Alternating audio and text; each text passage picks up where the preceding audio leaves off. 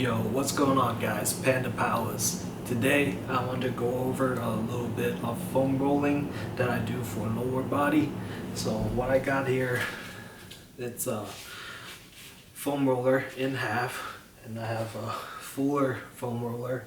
So usually with the lower body, I like to use a smaller foam roller so I can focus on one side at a time. So first we'll start off with the calves. So I place one foot right here on top of the roller. In order to add a little bit more compression, I can stack my other foot on top. So in the figure 4, there's less pressure.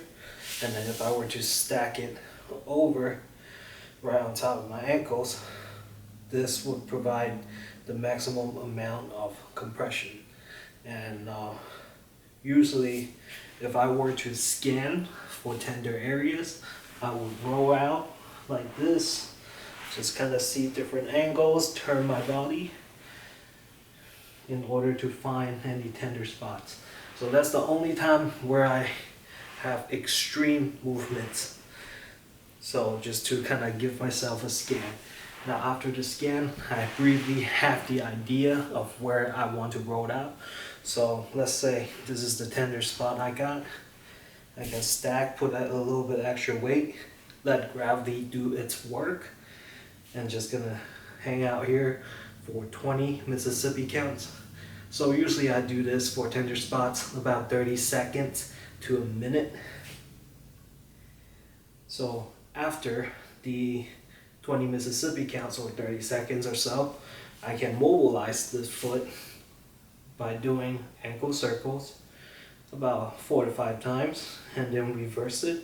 So what this does is kind of like a cross friction massage where you work in that muscle tissue. So pretty much I'll do this by sections. What I really usually think about is pinky to index, divide it into sections.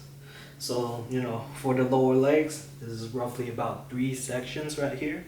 So just really focus on this, a good minute to 2 per section, and just, slowly roll up. And then once I get to the quads, I'll stop right there, right before I get to the knees. All right.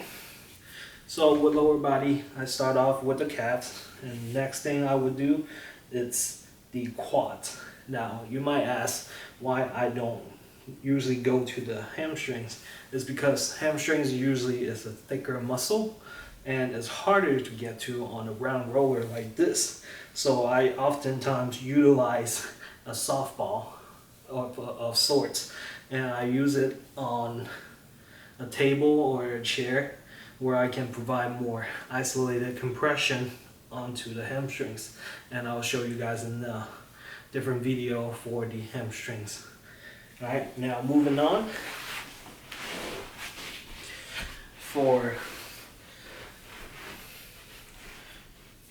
quadriceps, I usually go place the roller right in front of my knees, and then I isolate.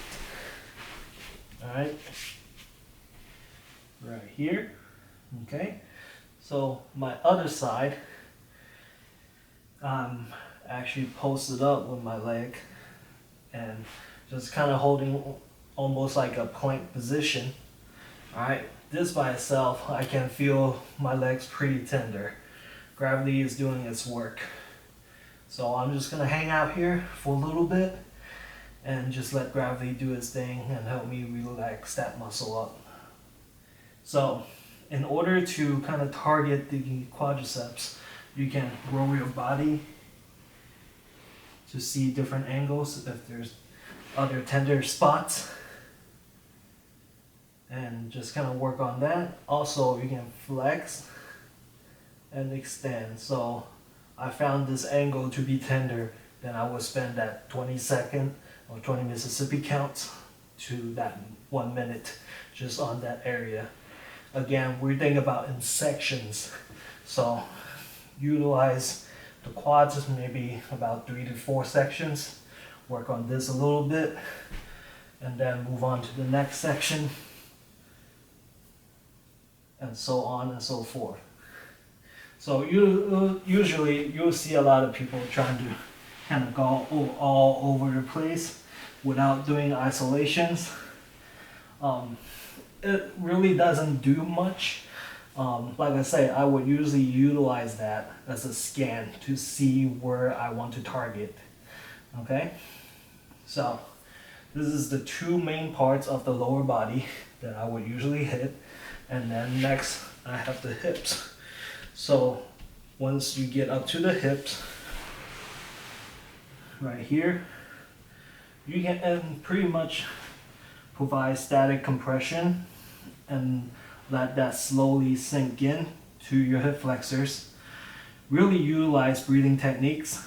So really big breath in, big breath out. With a foam roller, it only gets so much, but it gets plenty done.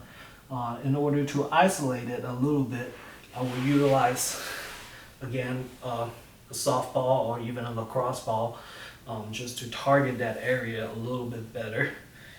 Now, next thing we can do with a roller in terms of lower body is to come up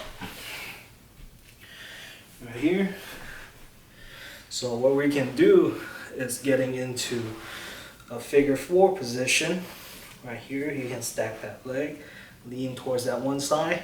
This would expose the glutes really well, and you can go ahead and work that spot out. So usually our piriformis, it's what I like to call pisiformis, because it's always pissed off.